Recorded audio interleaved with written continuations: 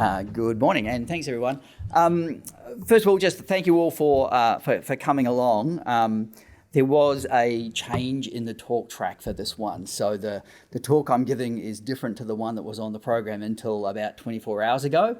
Unfortunately, we had an issue and had to swap out a presentation. So apologies if you were turning up for the other talk, but hopefully this one will be interesting anyway. So what we're going to talk about, as Simon said, is the Delta Lake file format and some of the things we've been doing in that space to open it up and make it more interoperable with other solutions. Okay. I am a senior solutions architect for Databricks. Just a bit of a plug here. So Databricks, we have a solution that does an end-to-end analytics. Our mantras are simple, open, and multi-cloud. And one of the big things about that is bringing together things that were previously separate. So things like data warehouses and data lakes, putting that all into one common place.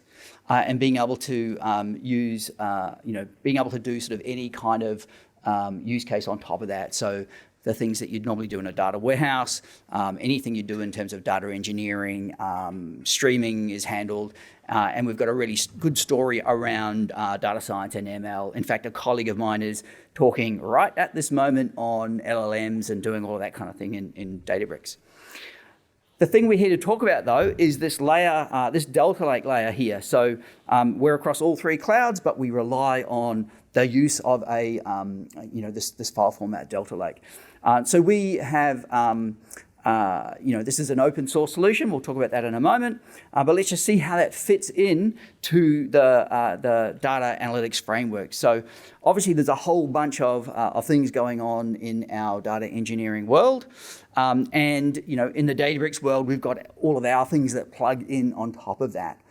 A number of those components in Databricks are open source, so we rely on and contribute heavily to Apache Spark.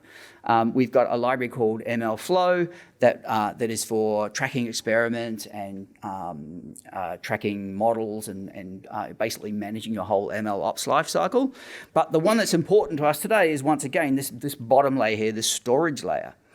And so what we do is we leverage the cloud object storage, so S3 on AWS, ADLS Gen 2 on Azure, and GCS on Google.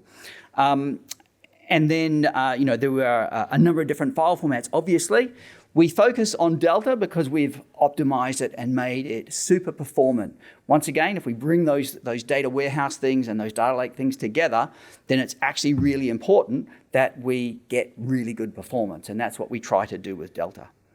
And there's a little box over there on the right-hand side, you'll see with a line through it, proprietary data warehouse formats. What we're trying to do is to make sure your data is not locked in, okay? And in fact, that's what we're going to talk about today. So we're taking further steps to help make sure that the data that you put in into Delta that you might be using with Databricks is available elsewhere as well. So Delta Lake is the core thing we're gonna talk about here. We open source this through the Linux Foundation. So if you go to delta.io, you'll find all the source. We've got lots of contributors from many companies, and you'll see we've got integrations with lots of tools beyond Databricks.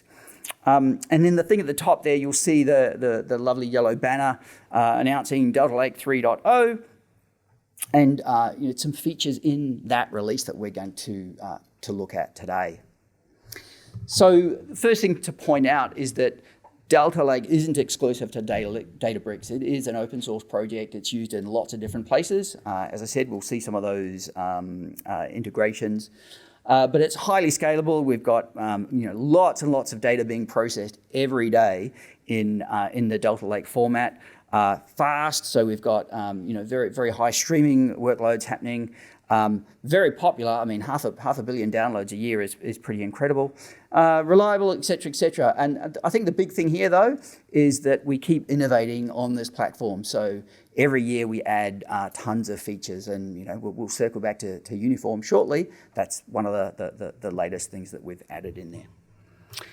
Also, as part of the Delta Lake standard is an open sharing capability. And the really cool thing about Delta sharing is it does not impose technology choices on the downstream recipients, so who you're sharing data to. So there are tons and tons of different connectors. There's connectors now built into Power BI and Tableau, for example. We've got connectors in things like Excel. And then, there are other parties that are also starting to implement this protocol. So Oracle and Twilio and other companies are doing kind of interesting things to support this protocol. So 12 months ago, or probably wasn't 12 months ago, at the last DataEngBytes conference, my colleague Vinny, as I said, speaking right now on LLMs, but he gave a talk around Delta Lake 2.0.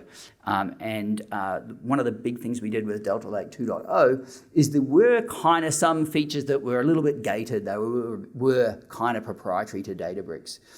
So in the 2.0 release, what we did is we open sourced all of those. So any criticism about things being gated or locked away was dissipated. So lots of things were open sourced then. But today we're talking about the newer version, the 3.0 version. And so, there have been a whole bunch of innovations that have been done in here as well. Deletion vectors is a really cool technology for speeding up deletes and merges and these sorts of things. But the three that have got a slight highlight around them, we're going to touch upon today. And so these are a thing called Liquid, about liquid partitioning. We'll see what that's all about in a moment. The Delta kernel, and we'll see why that's important as well. And then Uniform, which is the thing we want to get to. So let's have a quick look at a couple of those other features first of all, because these are all things that help you get the best out of Delta and get the best out of your data in terms of performance. So liquid clustering is all about partitioning our data to make it as easy as possible to get performance out of our environment. And these are things that we've had to deal with in the past around things like small file problems and large file problems, and just kind of having to know more about our data in order to tune it. And a lot of that has been driven around the way we've partitioned our data. So, when we partition our data, we're saying, we might say, have a partition of my data for my state or something like that. And the reason we would do that is so that when we have a predicate that uses those partition columns, there's less data that we need to scan, okay? The trouble was that a lot of that partitioning kind of got hijacked around recoverability. We tended to use ingestion date as our partitions so that we could then go and throw that data away and re-ingest that day because something went wrong. And that was driven largely because we were using immutable file systems like Parquet, immutable file formats and so on. So there were some challenges around that. So the problem was, if we choose different partitioning strategies, the file sizes that we might end up in those partitions can become problematic.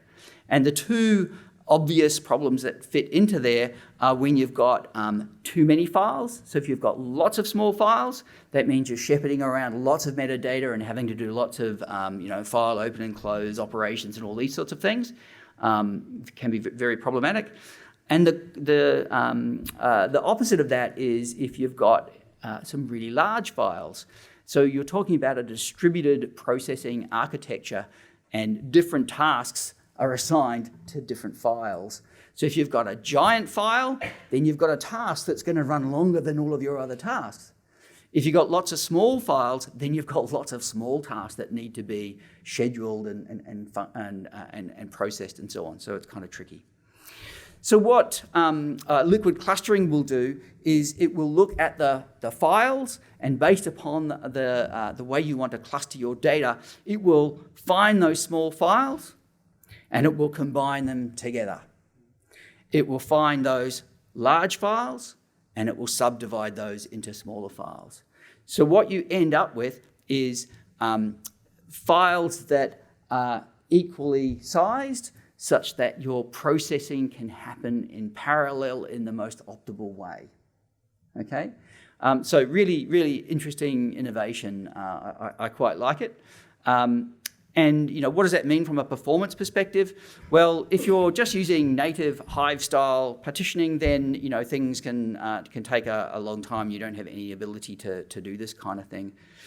If you're using Z-order type clustering, which was our old style of clustering, you needed to go back and rewrite things to put things in the right order, and that would slow things down a little bit.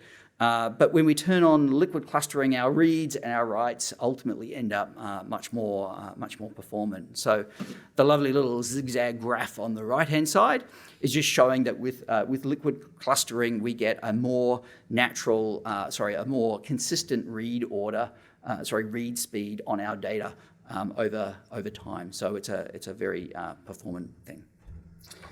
The second innovation that we looked at there was mentioned was Delta kernel. And so one of the interesting things around Delta is each time we make one of these releases or each time we add certain features, we need to change the file protocol that underlies Delta. Because when we enable something like, for example, deletion vectors, it means we're writing data in a slightly different way. And so there has to be a mechanism inside the protocol to ensure that the libraries that you're using to read and write that data are going to work with that data. And so, as we've said, Delta is open source, and we've got lots of connectors outside of Databricks to work with us. So there's a whole bunch that are in the Java ecosystem. There's a Rust driver that's quite popular, and then there are other things that kind of leverage it directly. A bunch of these are quite new, so we've got more clients coming on board that can read and interact with Delta data. But the problem is that these all have their own different connectors. So each of those things has a different implementation of Delta, and it's hard to keep those versions in sync, right? So we do an update, and then it means we kind of almost break compatibility until all of those 8 update themselves and come up to spec. And because they're kind of independent implementations, it's quite difficult to do that. So the innovation with Delta kernel is to actually bring together a lot of that core processing into a library that can then be leveraged across all of those implementations.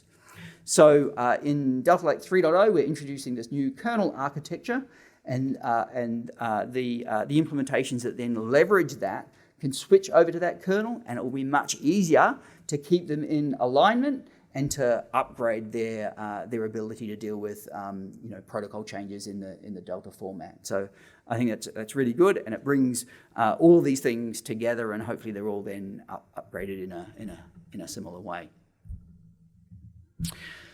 So now let's look at this uniform initiative. So uniform is just our way of trying to open up the actual files and make sure that they are accessible, even if you don't necessarily have a Delta driver, okay? And so the fact of the matter is that in terms of lakehouse formats, formats that are designed to allow ACID transactions on the data that you're bringing into your environment, there are actually 3 different formats. Delta isn't the only one out there. The other 2 popular choices are Apache Hudi and Iceberg. So there are 3 competing ones, and part of the decision that an organization has to make is which one of these do I choose, and if I choose one, what happens if I've made what turns out to be for me the wrong decision? Okay. So the trick is, however, another issue here is there are different ecosystem connectors for each of them. So part of your decision criteria to choose these, which file format you're going to use is what tooling am I going to use? So once again, that sort of complicates our decision. But the trick is that all of these work in a similar way. They all have some metadata that's wrapping around some Parquet files. Underlying all 3 of them is Parquet. The metadata is slightly different between the 3 of them, but we've got kind of this sort of artificial wall between them. So what we're doing with Delta Lake 3 is to try to democratize this, the access to this data. So effectively we're going at the bottom layer here, everything is Parquet, so that's common anyway. At the metadata level, can we figure out a way to bring that together and enable some commonality in that metadata?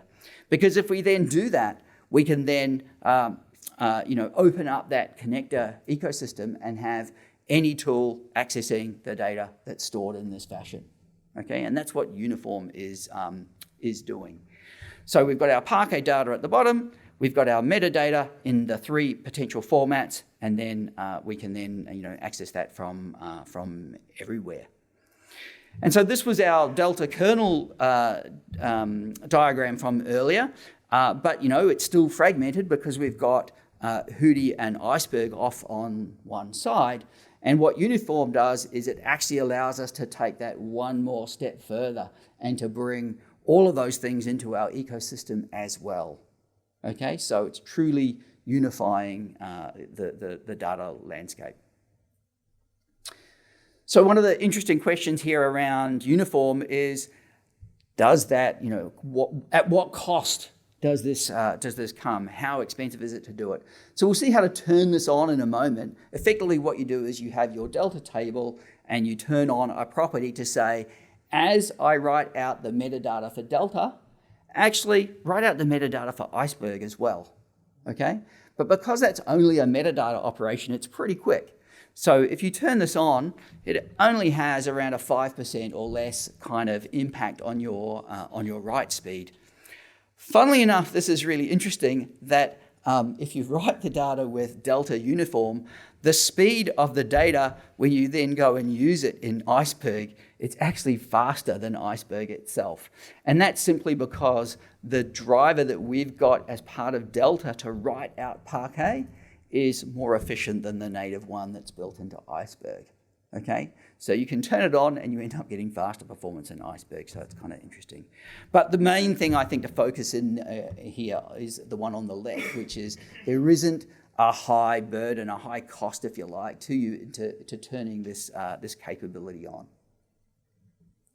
So what do you need to turn it on? To turn it on? It's very simple, and I've only got one slide of code here, although we'll see some more in a little demo in a moment. But to enable this, all we're doing is we're creating our table. This is on Databricks, so the default format out of the box is Delta. But we're adding this table properties on here to tell it that we want to enable the Iceberg format when we write this data out.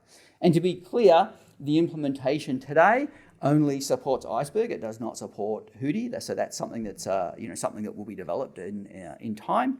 But in this case, we're creating our Delta table. We're adding this table property, and following this table will publish both the Delta metadata and the Iceberg metadata, and will be accessible from both technologies. So one of the things that this does is enable others to access data, and so. Oops, I think I hit the wrong button. There we go. So this came out yesterday. This is a Snowflake person, James Malone, highlighting that Snowflake support for Iceberg tables has now been kind of turned on in private preview. So customers of Snowflake are now able to read Iceberg tables in a bit more of a native fashion. There's a few little complications in there versus managed or unmanaged. It depends on where that metadata is being managed. But in the unmanaged world, that actually means with uniform data, Snowflake will be able to consume the Delta data that Databricks is producing.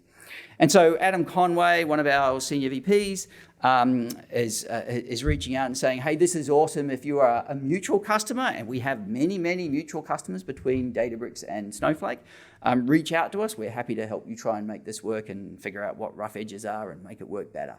Okay, so there's a really nice integration story there, and I think people get a bit tired of the rhetoric between these two organizations, and I think this is a nice way to actually bring things a bit closer together. So I've got a little demo I'm going to do here. Basically, this is just a quick sort of click-through demo. just to show you what some of this looks like. This is available. There's a link in the presentation which might be shared, but otherwise it's really reasonably easy to find it. And I'll make sure I don't take too long. So in this case, we're actually using Databricks. This is a recording. Once again, I'm not actually doing this live, just to be faithful for what I'm doing here. In Databricks, this is enabled in one of our newer runtimes. So we have these things called runtimes that encapsulate all the libraries available to us. For Uniform, we need our runtime 13.2 and beyond. So we're making sure we have that. We actually have a thing called DB demos. So if you go to databricks.com/demos, you can actually get at this, and it will, with some simple installs in Databricks, you can get access to all of this code, including the Uniform demo, which is a variation on what I'm showing you today. So we're going to quickly jump through this. This is just saying that, once we enable this, we're just producing more metadata. The data isn't being duplicated. There's only metadata being created. And by doing this, we can access this, with only a really small overhead on our table. So this was the statement we saw a moment ago. We're creating our table. We're giving it this property to say, actually publish this out to Iceberg. And once we've done that, we can then, insert some data and then start leveraging it. So let's have a quick look at that. So there are a few different things that we could do. I mean, we're looking for any Iceberg client. So one thing we could do is we could install the Python Iceberg library and try that out. In the DB demos thing that I showed you a moment ago, I think what do we do there? We leverage pandas. I think pandas has got the relevant support, so we show that. But what we're going to show is accessing this data from BigQuery, right? So that's another common challenge, another common question that people have. For BigQuery, there is another slight thing that needs to be done. So there is another property that needs to be turned on. So we're just mentioning that there. The other thing that BigQuery needs is BigQuery actually needs a pointer to where that metadata is, right? And so there's a little bit of code here that we can run that will go and pull back the location of that metadata so that we can tell BigQuery about it. So here we're actually looking at our data location, and we're looking inside the metadata folder, and we can see the files that are there. There's some JSON and so on files here that are the metadata describing the Iceberg information for this table. So what we can do now with this metadata path is we can jump over to BigQuery. So we're going to switch, so here we are in a BigQuery console. And what we're going to do is we're going to create an external table in BigQuery, and we're going to call it user_uniform. And the first thing we need to specify a connection, which is going to be the necessary access to where that data is stored. So obviously BigQuery needs to have access to the Google Cloud Storage where that data resides. We're going to tell it that the format is Iceberg, and then we're going to give it that metadata location in this case on Google Cloud Storage, so GS, etc. Once we've done that, we can go and run our query. In this case, it's a DDL, so it's going to create our table. And now we can go and write a query to run our table. So we're going to go select ASTA from our user uniform table and just use it as any other table. Run our query. The results were already shown anyway. And here we're accessing our Delta table as Iceberg from BigQuery. Pretty cool. That's the end of that demo. There is a link to another demo around liquid clustering and so on. Sorry, did someone want to get that? As I said, there's a link to it in the preso that you might see. That's the link there. So, just a slight mention, Databricks does have its own conference actually right here in the Hilton in a few weeks' time. We've actually got one in Melbourne next week, but this one is back here in Sydney. I think mostly on the 19th, it's kind of training and those sorts of things. But on the 20th, we've got a whole bunch of sessions to go through all of our tools. Other than that, are there any questions? Thank you.